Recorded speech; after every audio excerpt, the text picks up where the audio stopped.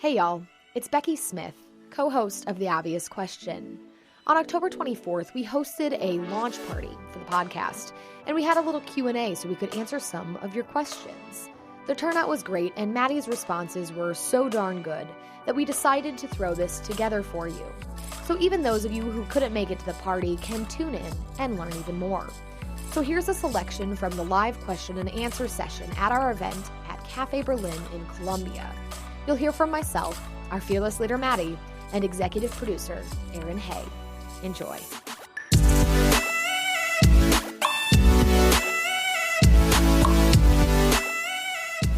so we bonded from there, and we got multiple coffee dates into this, and just realized that it was a beautiful friendship that was going to really shake things up and tell these stories. And then that's where Aaron came in, and we spent so many hours in a booth. We've eaten so much Taco Bell.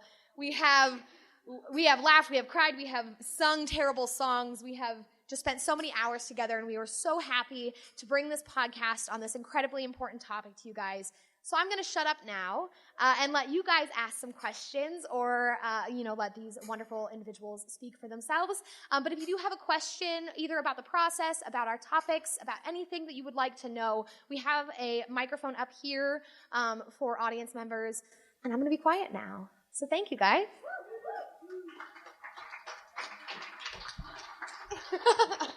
Or, I don't know, do you just want to talk a little bit about yourself to start us off? I mean, I'm pretty sure everyone's probably tired of me talking, you know? So me and Becky bonded originally. We both, we're really passionate about people that have disabilities, and it turned out we're both also passionate about lipstick and makeup and things of that sort. And we just spent a lot of hours in a booth just being super honest with each other, and the three of us became the Powerpuff Girls, and Aaron's embraced it. Aaron knows. He's accepted it. It's fine. So they really helped me to express myself about topics that I generally get a lot of questions about, and so if you guys have any questions about anything or, future endeavor questions, you can let me know. And thank you guys for coming out tonight. Thank you so much. And big thanks to Cafe Berlin, by the way, for not only hosting this, but for you. totally building a ramp on the side of the stage so that Maddie could get up here and making this place an accessible location. I was only for more a little than just bit us, scared, but but it's fine. I made it. We're here. It's fine. I'm going to ask a question. Also, you could be the professor in the Powerpuff Girls, right? I made that point to But there's absolutely three. no There's avail. three of them. There's got to be a third. You can't just have two Powerpuff Girls. I don't know, season 2. So I'm going vulnerable here. So what do you think, because you were very involved obviously in all the levels of production, but what do you think about how the podcast ended up? Do you feel like it was representative of what you actually wanted to say, or there's some things you wish were different? Just curious. I am extremely happy with how it turned out. I think a lot of times, people that have disabilities are not as represented in the media as they should be.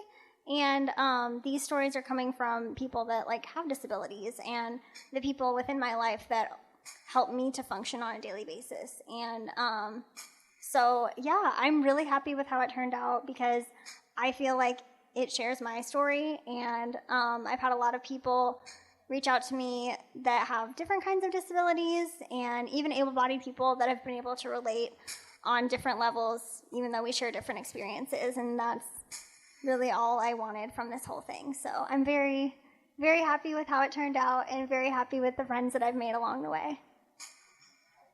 You're not allowed to cry this early. Hello. Sorry, I'm sorry. Hi, Abby. Hello. So I have a question for you. I am also a person with a disability, and sometimes when people ask me about it, I either do two things, and one of them is I'll spend a couple minutes being here's what's up, here's the deal, here's what this is, here's what you should know about it. Or other times I just kind of brush them off a little bit if I'm not in the mood. So I'm curious how you tend to handle those situations and like, I don't know, because like especially on top of having a disability, it's like, oh, let's do emotional labor for people who can't relate. So I would love to hear your thoughts. Yeah, that's a great question. I think having a disability can sometimes be emotionally exhausting. I mean, there's the obvious struggles that you have that come along with it. But there's also this, it's almost like this duty that you have. Like, you feel like you have to, you know, people are looking at you all the time. People are constantly, like, staring at you, like, seeing how you react to things. It's kind of annoying, but I get it. Like, I would stare too, you know.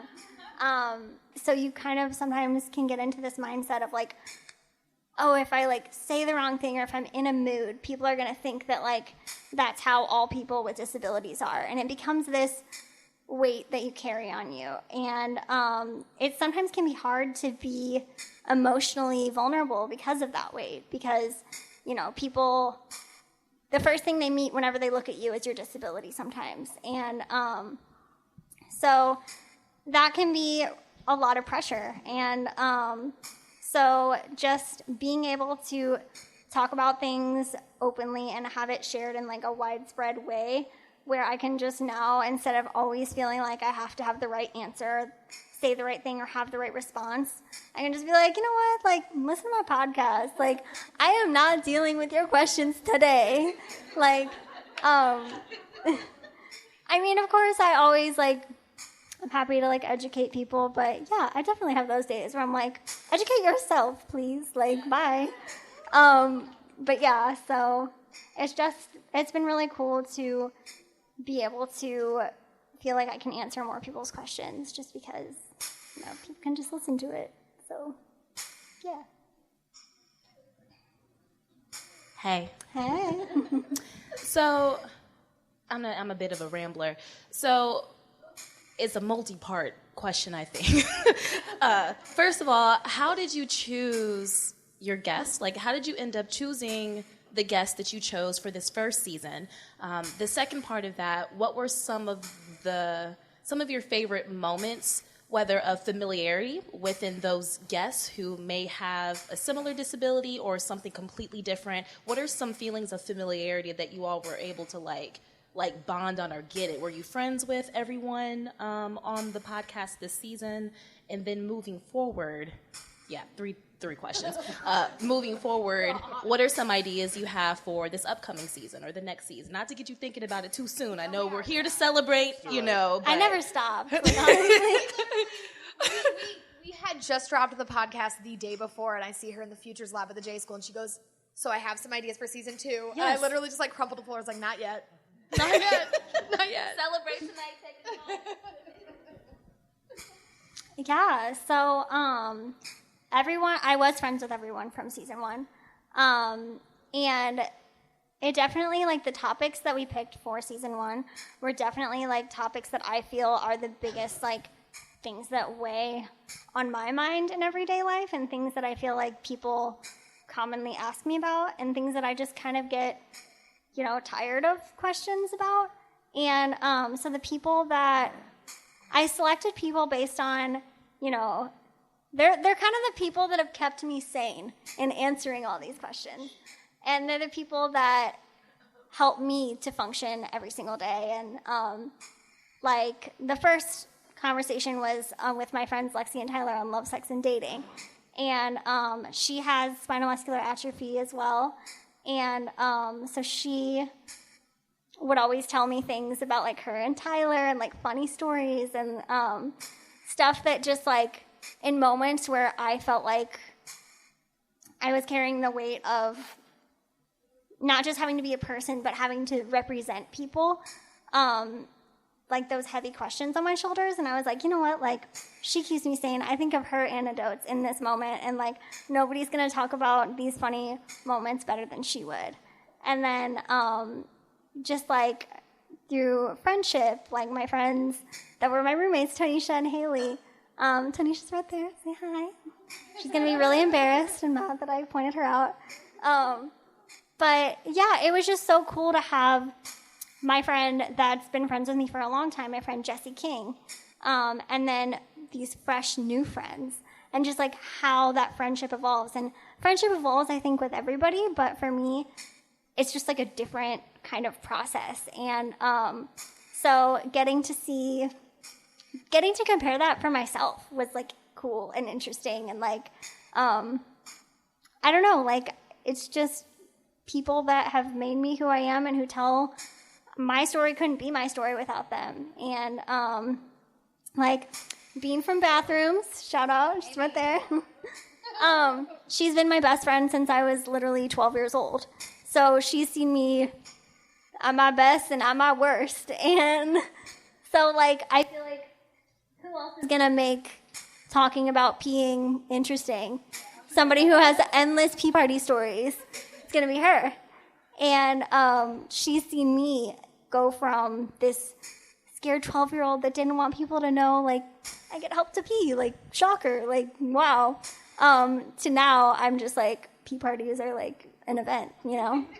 So it's just been like, I don't know, I feel like these are all people that have been there with me as I learned through all these questions myself. And moving forward, I don't know if I'm going to know all my guests. I kind of want to do, I've had people actually reach out to me on Instagram from like other states and stuff that are like wanting to talk about their experiences. And so because they were able to see like my vulnerability, now they feel like they can be vulnerable with their stories as well, which is like the whole point of everything. I just want people to know like this isn't my experiences, although they are individual to me, they're not new. Like people have been dealing with this stuff for like a long time. And yeah, so now I'm excited to see, you know, where other stories come from and where they take me. So hello. So you are kind of like my fashion inspiration. I have kind of like wilder tastes, as you guys can see.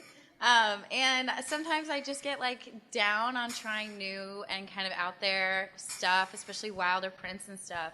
So I wanted to ask like some advice on how you confidently try newer and wilder trends in your look and fashion. Oh, that's a good question, Natalie. So I think being bold and wearing like whatever you want is something that every girl struggles with in one way or another. I mean, I remember whenever like I was younger and I wanted to wear things that I was like, oh, like that probably wouldn't look good sitting down, or like I don't know if I can wear that. And I would just doubt myself before I even like would give myself a chance to like wear it. And I'm just like, you know what? Like that's something that literally everybody can relate to. And so honestly, like you can't be worried about what other people are thinking all the time. And that's been something that I struggle with a lot. Like that's something that, you know, I think every person in one way or another struggles about what people are thinking about them. And I was like, you know, like if I sit here and like let them limit me, like I'm never gonna grow. I'm never gonna try anything new. I'm never gonna reach outside of what I'm comfortable with. And I think like the most beautiful things come from places that you're unfamiliar with and places that are new. And that's what makes them new and that's what makes them exciting. So you just can't let your fear of like what other people are gonna think of you limit what you do next. And you gotta keep them guessing, like, yeah.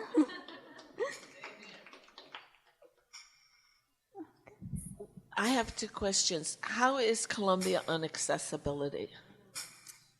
So Columbia and Mizzou, I feel like are two separate entities with accessibility.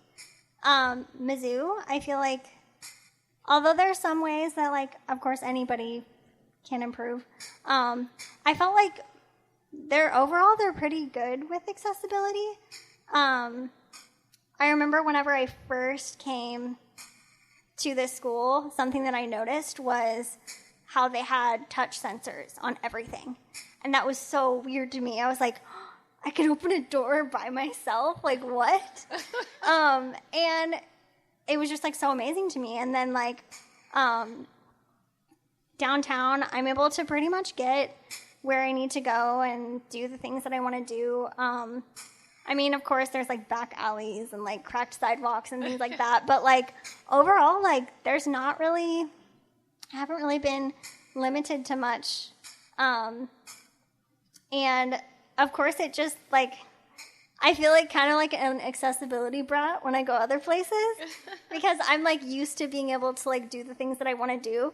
And so then whenever I go somewhere where I can't, I'm just like Columbia would never, like, excuse me. So yeah, like overall, I feel like Columbia does the best that they can with what they have too. And how do you find children? I mean, how are they with you? Children? So I'm gonna be honest, I'm not really a kid person. I like love kids in some ways, but like some ways I'm like, don't get me sick, like gross, like bye. But like, I don't know, like children, something that I appreciate about children is children are very honest. Children say whatever comes to their mind. And so kids, like whenever they have a thought about you or like a feeling about you, they'll come right out and say like, why is she in a wheelchair? Like, what's wrong with her? Like, they'll just come out and, like, say stuff like that. And I think that's so nice because, like, I mean, a lot of people are like, oh, don't say that. Like, no, like, don't ask her that. But, like, honestly, I would rather somebody, like, ask me than, like, try and come up with some hypothesis in their head that could or could not be true. I would rather it just be me, like, setting it straight for them. And that's something that I do appreciate about children is they're very honest about their like fears or their questions and things like that. And I think it's actually more discouraging for me when adults tell them like, don't say anything to her, like don't look at her, like don't do anything, because then it's like I feel like the next time they see a person that has a disability, they're going to be more like driven by their fear of them instead of their curiosity. And I think curiosity is something that's really important and like that normalizes me because I can be like, I have so many superpowers when it comes to kids. I don't know if you understand, like, and sometimes parents love me, sometimes parents don't love me for that. Sometimes they'll be like, why is she in a wheelchair? And I'm like, I just didn't eat my broccoli when I was growing up, like, and that scares them a little bit, but their parents are appreciative of those kinds of things. But sometimes they'll be like, don't, like, ask me, and I'm just like, don't tell your kid, like, not to ask me, like, if they want to know, like, I'd rather them ask me than you go home and tell them something that's completely not true and then them be afraid of people with disabilities for the rest of their life. Uh-oh. Here we go. Okay. So, I want to know, first of all, how many times you have heard every episode. This is for Becky and Aaron. Like, an estimate. And also, which guest was the most difficult to edit? Because, like, I know I have a potty mouth, so, like, we didn't care about the potty mouth. Okay. I can answer both of those pretty easily, but I'll let Becky take who was the hardest to edit because I know the answer to that. In the future, this is just like a note. Like, how do we feel about getting season 2 sponsored by Taco Bell? It's probably not going to happen. Like, just wondering.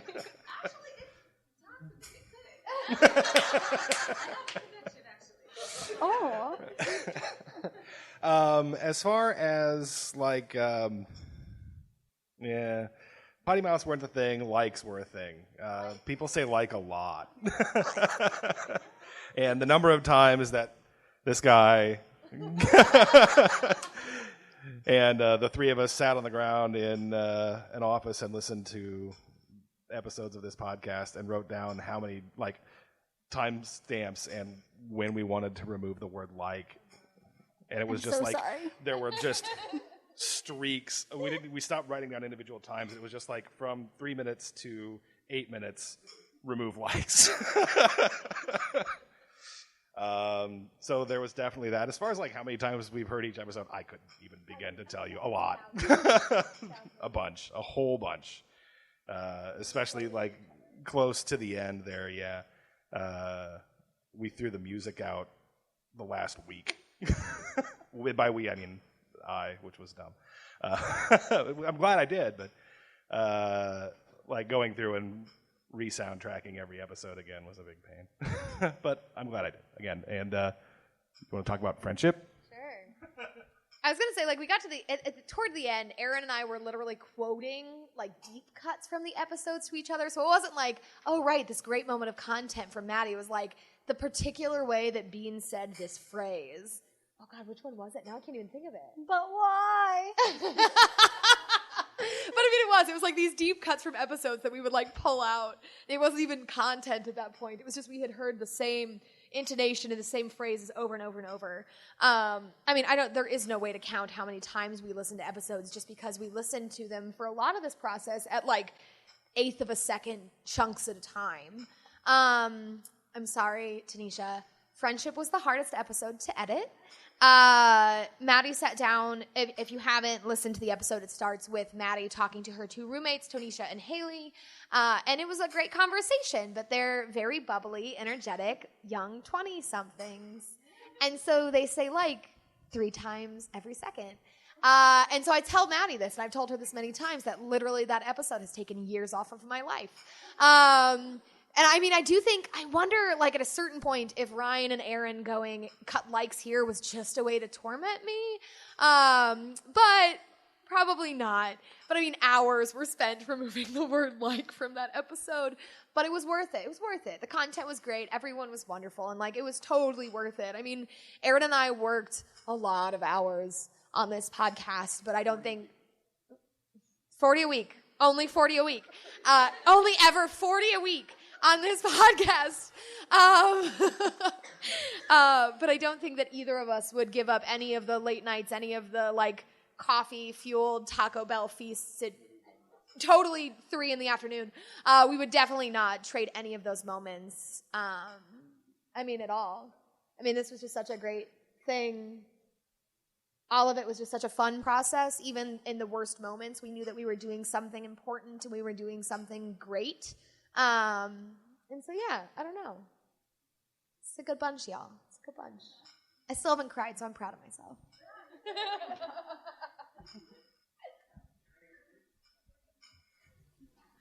Hi, India. This feels so weird. So, as long as I've known you, the kind of like a follow-up to the fashion thing, I thought this was important. So, how has fashion played a part in your life? Because I know, like, it's a lot of your opportunities that you've gotten with like Teen Vogue, you know, and like writing in different places and like getting your voice out there. A lot of it has fashion involved. So what does it play in your life? I'd like to know. So, in the wise words of Rachel Zoe, fashion is a way of saying who you are without having to speak. And I think that that has been monumental in my life. Because literally every question, like the first thought people have about me used to be like, oh my gosh, like I wonder what's wrong with her, like, and that used to be like something people would say a lot, especially when I was growing up. They're like, I feel so bad for you, and like, it was those kinds of things that were like I remember being a kid and thinking, why do you feel bad for me? Like this is literally the only life I've ever known, and like I'm fine, like I'm good, sis. Like what do you mean? And so, like, whenever I started playing around with fashion and things like that, it became less frequent that people were coming up to me and asking me, you know, like, what's wrong with you? And more like, how did you do your winged liner like that? Or, like, where did you get that lipstick? And, like, stuff like that. And so I felt like it's something that's been able to get me noticed for something I did instead of a circumstance that I can't change. And so I feel like I'm looked at, or I'm not looked at, I'm seen instead of being looked at. Sorry. But, yeah, and so, like, it's definitely been something that has made me feel visible as a person and seen as a person instead of just a disability. And there's a lot of girls out there that go through the same struggles that I go through whenever it comes to, you know, life and fashion and stuff like that. And so, like, seeing that there is finally like a platform right now for people with disabilities in fashion, seeing role models, definitely pun intended, like Jillian Mercado, who is the only model in the industry that has muscular dystrophy right now. Seeing her roll down the runway and seeing people that look like me in an industry where we've for so long been told that we don't belong in. it makes it easier to say, like, you know, I do belong here. And I'm going to, if there's not a ramp, like, somebody's going to build one for me, and, like, we'll figure it out. Like, and so it's definitely just in all the ways that originally I thought, like, I couldn't do something, it's made me learn that I can, and it's challenged me to try harder and push further and not take no for an answer. And I don't know, I feel like it's just a part of who I am so much that I can't even imagine a life without it. And yeah, so I hope that answers that. I think we have time for one more question before we get back to the party hangout part. Can someone? Okay, so here I'm gonna get it. First was congratulations on the podcast. Second was thank you for sharing your story, because that's like a really vulnerable thing to do, and that's awesome. Chris's question was, what is your, Maddie, favorite episode of the podcast, and what do you hope people take away from the podcast as a whole? I want everyone to answer that question. Okay, you want everybody to start? Favorite episode and Can you guys start? I'll make it. Okay, Aaron started. I have to start. Favorite episode. I can say I'm not. I want to pick two. I think I learned the most doing the bathrooms episode, because it was the episode that I led on. So that made me really, I was proud of myself for actually doing it, and then happy with the result at the end. So I learned more about my job and also about Maddie and a lot of other things as well doing that episode. So that's probably my favorite by far. And what I hope people take away from this whole experience is be accepted. Like, talk to people. It's fun. I also want to pick two, because I feel like for me there's kind of a differentiation between the episodes that are more emotional and the episodes that are more informative, and I think they both play really important roles. For me, this is like, I don't know, maybe not unpopular opinion, but maybe one of the less thought of, is I really thought that fashion was so eye-opening, because it is, you know, my dad was the principal at 2 schools for the severely disabled, so I've been around a lot of people with disabilities my entire life. And I thought I knew a lot about it. And, you know, sitting down with Maddie and talking about the fact that, you know, she can't always go to the mall and try on clothes unless someone's willing to, you know, pick her up and help her try on things, and that people don't design clothes with disabled bodies in mind, was just so fascinating and just so eye-opening for me. And then obviously that the person in the episode with her, Toby Roberts, has an invisible disability. She has a form of MD herself. And so listening to the two of them talk about their love of fashion and to really open people's eyes about what we didn't know about that ignorance, and then, you know, share their aspirational goals for fashion, was just really amazing for me. And then what I hope people take away from the podcast is kind of twofold. A simple one, kind of going off Aaron, is be kind. And then the second thing that I really want people to take away is, you know, so often in journalism, in life, in whatever, we think about accessibility, but we realize that it's hard to be accessible. And so I just want people to listen to these experiences, to listen to these stories, and realize just because accessibility is hard doesn't mean it's not worth it. We should spend the time and the energy and the hours and the whatever it takes to make sure that every person feels accepted, included, and welcome in an environment. That was a good answer, Becky. So my favorite episode, it's hard to just pick one because these are all such, I feel like, big topics in my life that have molded me into who I am. But I think the one that leaves the biggest impact on me every single time is definitely the friendships episode. Just getting to analyze not only just the relationships in my life, but how those relationships evolve in my life.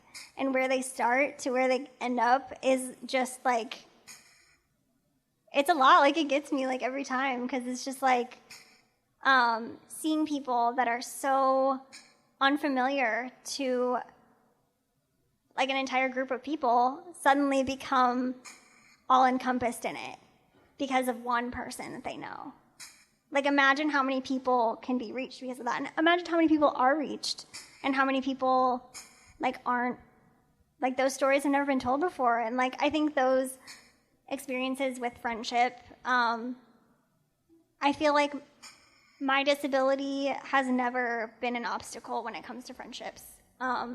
In fact, I think it makes a lot of my friendships a lot stronger, because I get to watch two debilitating diseases bring out the best in every person that is in my life.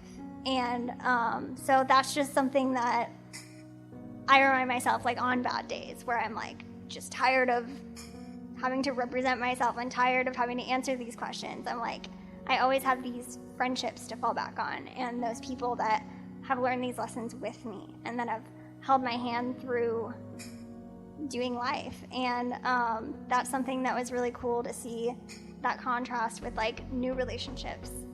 I think even now, if I would interview those people, their answers would probably be way different now than they would have been even then. And so yeah, that, and what I want people to take away from the podcast is just,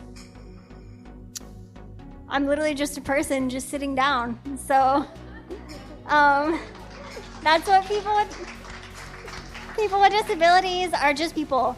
Like, treat them like such. It's not like some weird like language that we speak or like some different code you have to do the right thing with. Like, you just talk to us and treat us the way you treat everybody else. And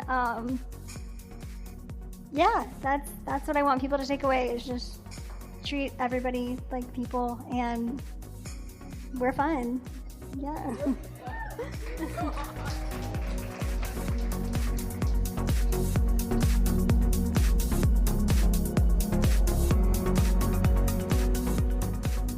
That was a selection from a live question and answer session at Cafe Berlin in Columbia on October 24th. You heard from myself, Maddie, and executive producer Aaron Hay. This has been a special from The Obvious Question. I'm Becky Smith. Thanks for listening.